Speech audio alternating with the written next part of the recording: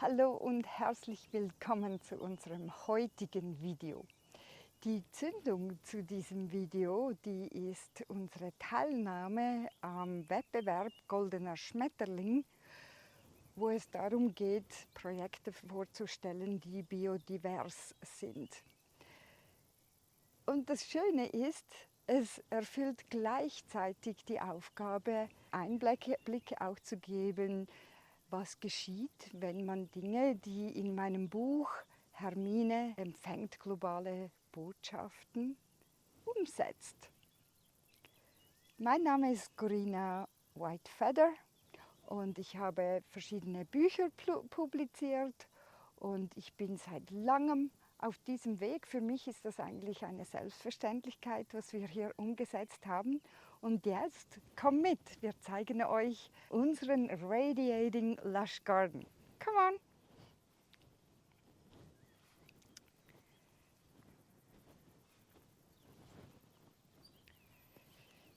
Calimero ist auch schon da, mein bester Freund. Und er passt immer gut auf, dass wir alles richtig machen. Und wow, schau mal, so viele Blüten, über Nacht sind sie da. Und jetzt möchte ich euch erzählen, wie wir überhaupt zu diesem Garten gekommen sind. Wie die Maria zum Kind waren wir auf einmal mit diesem Garten. Es war alles einfach Erde, ein bisschen Unkraut, aber das hier war schon da, ein kleiner Schopf.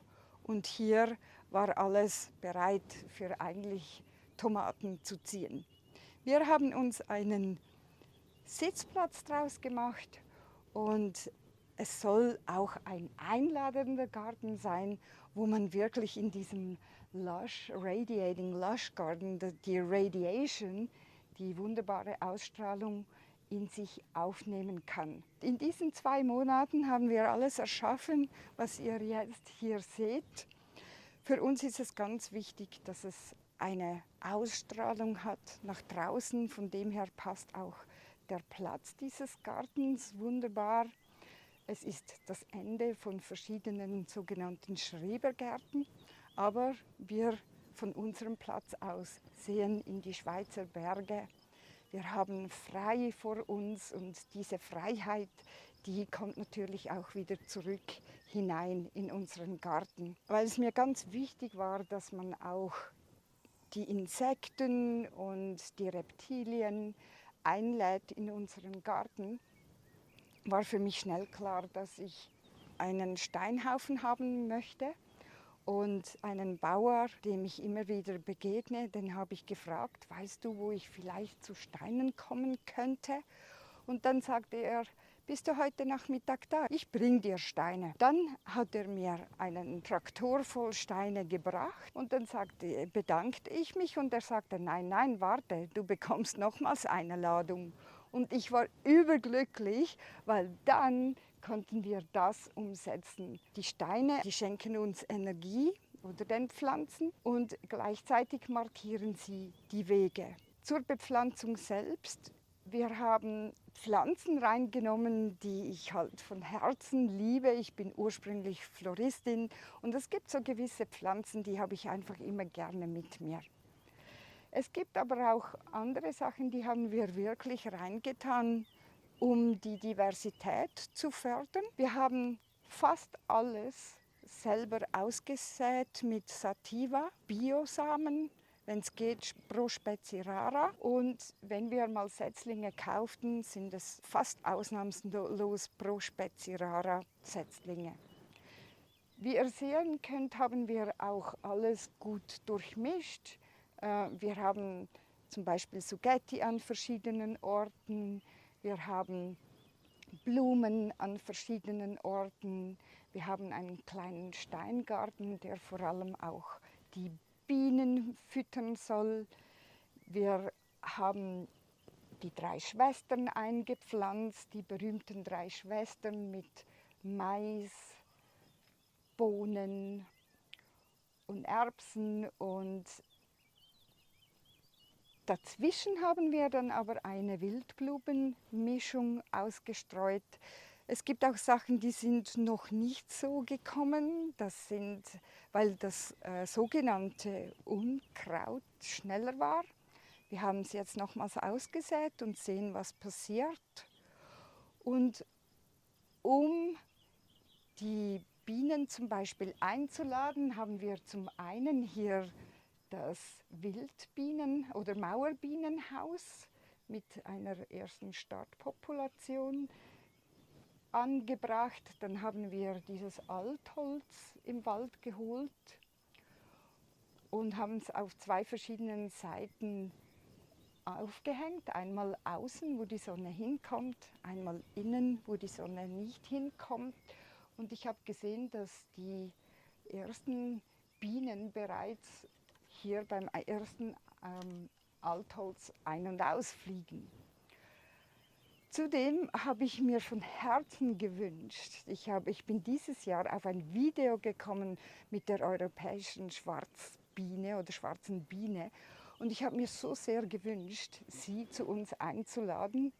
Und wo wir dies aufhängten, ist sie tatsächlich uns um den Kopf geflogen. Ich war so glücklich und ich habe geweint vor lauter Freude, weil sie da war und gezeigt hat, ja, ich sehe dich. Sie hat sich zwar hier, glaube ich, den Platz nicht gesucht, noch nicht, aber sie hat gezeigt, ich bin da. Und zu Hause schwirrt sie mir immer vor dem Fenster rum. Also sie zeigt sich und wer weiß, was nächstes Jahr geschieht. Kommt mal mit, wir zeigen euch, wie wir bewässern. Zum einen ist es für mich ganz wichtig, dass die Pflanzen lernen, auch selber überlebensfähig zu sein. Also wir übertreiben es überhaupt nicht. Und wir haben hier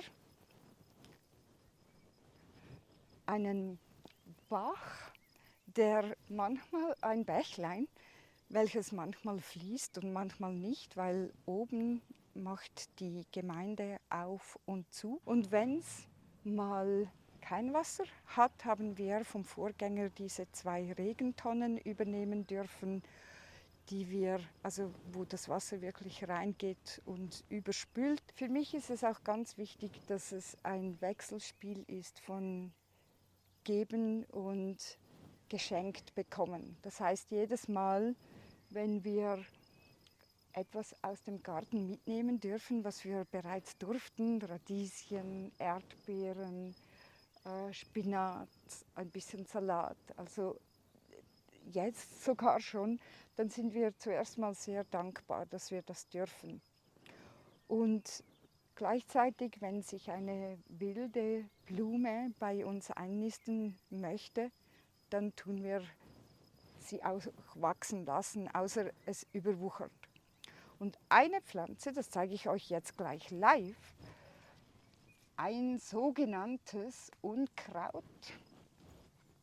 Wir haben herausgefunden, dass diese Pflanze sehr wertvoll ist. Mit den Wurzeln zum Beispiel die kann man verseifen. Das Blatt kann man essen wie Salat und dann war noch was. Kerne, die entstehen, sind ähnlich wie die von Amaranth. Genau, und wer weiß, nächstes Jahr ganz bestimmt werden wir die auswachsen lassen, vielleicht dieses Jahr sogar schon an einem Ort im Garten und werden dann experimentieren. Hallo, sagt ein kleines Insekt. Und ja, wir blenden auch noch ein, wunderbare Libellen haben uns auch schon besucht. Libellen in Farbe, wie ich es noch nie gesehen habe. Eine, weiß ich nicht, haben wir schon ein Foto hinbekommen, die ist wunderschön irisierend türkis mit schwarzen Flügeln. Es haut einem aus die Socken und aus den Socken. Und gerade jetzt hat uns eine Libelle besucht, die ist wunderbar rot. Und wenn man sich überlegt, dass wir nur 2 Monate dran waren bis jetzt, dann sieht man, was für ein Geschenk die Natur einem sofort beantwortet, wenn man sein Herz reingibt. Vielleicht noch das, wir haben die Erde zuerst mal belüftet mit Umstechen, wir haben das Unkraut, sogenannte Unkraut, rausgenommen und dann mit EM behandelt. Wir wurden so richtig kribbelig, weil wir 2 Wochen warten mussten, bis wir dann das Projekt auch wirklich starten konnten.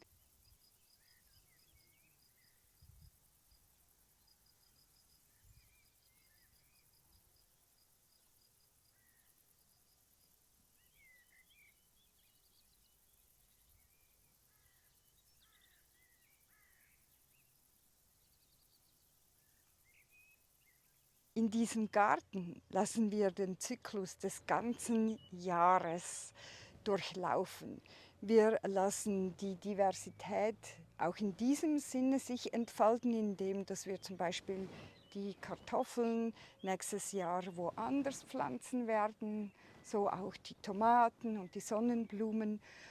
Wildblumenwiesen, das trägt zur Gründüngung bei, ist ein Teil der Gründüngung, dieser ständige Wandel. Und wir werden im Winter vor allem auch sogenannte Gründüngung wachsen lassen, aber auch Gemüse. Und ganz wichtig für uns auch die Wasserstellen für die Insekten. Wir sehen auch immer wieder Insekten da. Wir haben ganz bewusst Tonteller genommen mit einem breiten Rand, dass sie dort drauf sitzen können, und legen teilweise auch ein oder mehrere Steine rein, damit sie dort drauf sitzen können und trinken. Die Sonnenblumen, da haben wir unterschiedliche Sorten von Sonnenblumen ausgesät, und die lassen wir, also erstens nutzen wir sie jetzt zur Beschattung, Teilbeschattung der Tomaten. Dann gibt es einen wunderbar starken Stamm, den wir nächstes Jahr als Halterungen oder Stützhilfen benutzen können. Wir lassen die Blütenstände ganz bewusst dann stehen.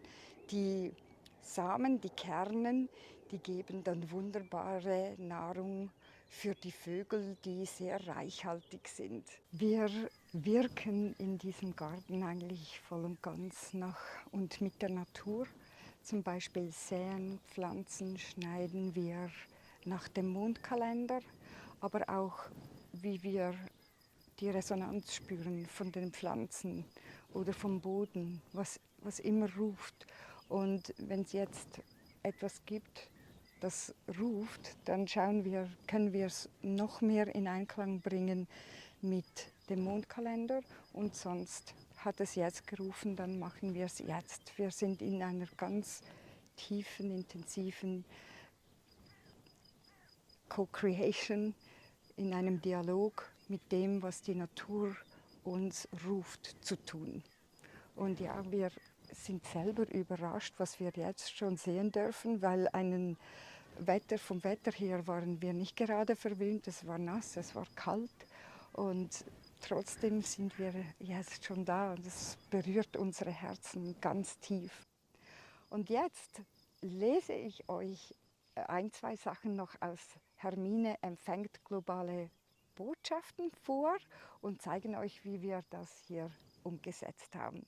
Ausschnitte aus meinem Buch Hermine empfängt globale Botschaften, welches 2020 interessanterweise auf den Tag genau dann veröffentlicht wurde, wo Corona ausgebrochen ist. Und es beinhaltet Messages, die durchkamen von Naturwesen, vielen Naturwesen, wie natürlich dem Wasser, Steinen, Moos, Nadelwälder, Laubbäume, Ameise und so weiter. Aber auch die Wüste spricht zu uns. Nun möchte ich euch sehr gerne einen kleinen Einblick geben, was die Äcker, die Erde uns mitteilen möchte. Auch wenn ihr nur an der Oberfläche mit Maschinen durch mich durchfahrt, dann tut mir dies weh. Es ist, als würdet ihr mit mir Narben verpassen. Auch immer, wenn ihr es danach wieder verwühlt und wenn ihr mir irgendwelchen Dünger und so weiter gebt. Auch dann, wenn es Naturdünger ist. Es ist momentan zwar so, aber die Zukunft sieht anders aus. Es tut mir weh, wenn ihr euch mit euren Maschinen so in mich reinkrallt. Auch wenn ihr das Gefühl habt, ich bin ja riesig, und auch wenn ihr das Gefühl habt, es ist im Vergleich zu eurer Haut ja nicht mal ein Nanomillimeter, nehme ich dennoch diese feinen Verwundungen wahr und sie tun mir weh. Oh, und all den Asphalt, den er auf mich werft und all diese schweren Gebäude etc. Es ist zwar alles aus sich selber, aus mir, Mutter Erde, entstanden, und es war auch in Ordnung. Ihr habt es für diese Zeit, in der ihr jetzt drin wart, gebraucht. Aber bitte, werdet euch bewusst, dass es für mich Wunden sind, dass es mir weh tut und ich nun gerne mit euch den Heilungsprozess antrete. Aus dem Kapitel Blumenwesen, Ähren, Mohn und Bienen. Und es sind zum Beispiel die Blumenwiesen, die sprechen. Lasst uns blühen, lasst uns. Hört auf, uns zuzumüllen mit Gülle und Mist. Es ist ganz wichtig, dass wir in unserer Diversität wieder erblühen können.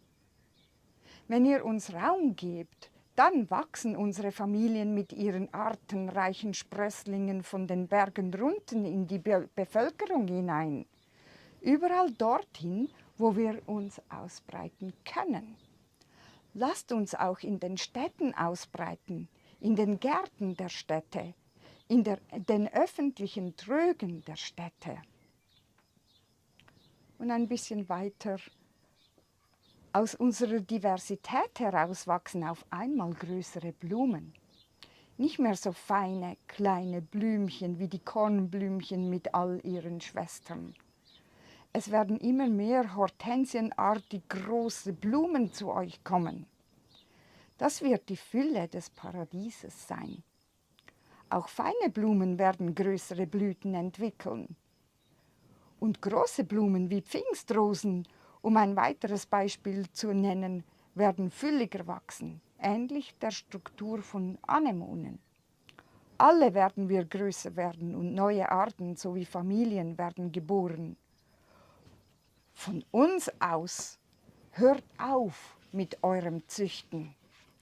Und dieses Vergrößern hat sich schon ein bisschen gezeigt mit unseren Radieschen, die wir heute Morgen aus der Erde ziehen und aus der Erde drehen durften. Und in diesem Kapitel sagt es noch, obwohl ihr alle wisst, dass ihr uns Bienen erhalten müsstet, tut ihr einen Erhalt, wenn ihr es denn tut, mit eurem Verstand, die allerwenigsten aber mit euren Herzen. Lernt, uns Bienen so zu lieben, wie ihr euch selbst oder euren Partner oder irgendetwas liebt, was euch zutiefst nahe steht. Ihr müsst uns Bienen innerlich umarmen können, so wie ihr anderes, was ihr besonders gern habt, eben herzlich umarmen könnt. Gerne möchten wir noch ein, zwei Sachen mit euch teilen, die uns sehr, sehr wichtig sind. Zum einen ist das Remembrance-Zeichen durch mich in die Welt geboren worden und wir informieren unser Wasser mit dem Remembrance-Zeichen. Hier sieht man eine Flasche, die wir haben, und einfach um aufzuzeigen, was das macht mit dem Wasser. Das gibt dem Wasser eine ganz andere Struktur, eine sehr lichtvolle Struktur, eine kraftvolle Struktur.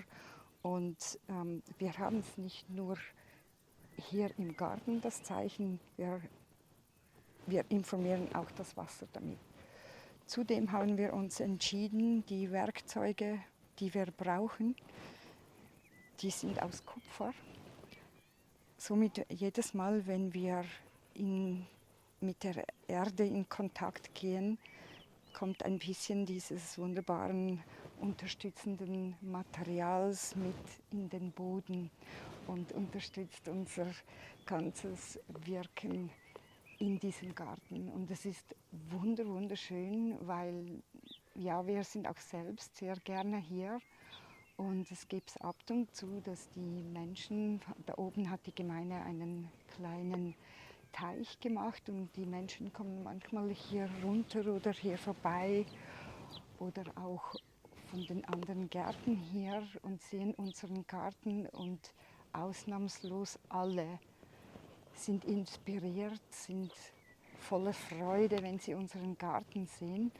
Und einige der anderen Gartenbetreiber hier haben bereits Dinge, die wir hier umgesetzt haben, aufgenommen und bei sich auch integriert. Zum Beispiel Altholz oder mehr für die Bienen getan oder auch mit den Steinkreisen. Wir machen ja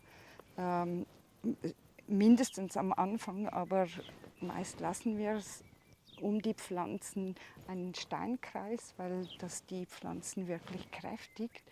Und ich habe gesehen jetzt, dass es in ein paar Gärten auch schon umgesetzt wurde.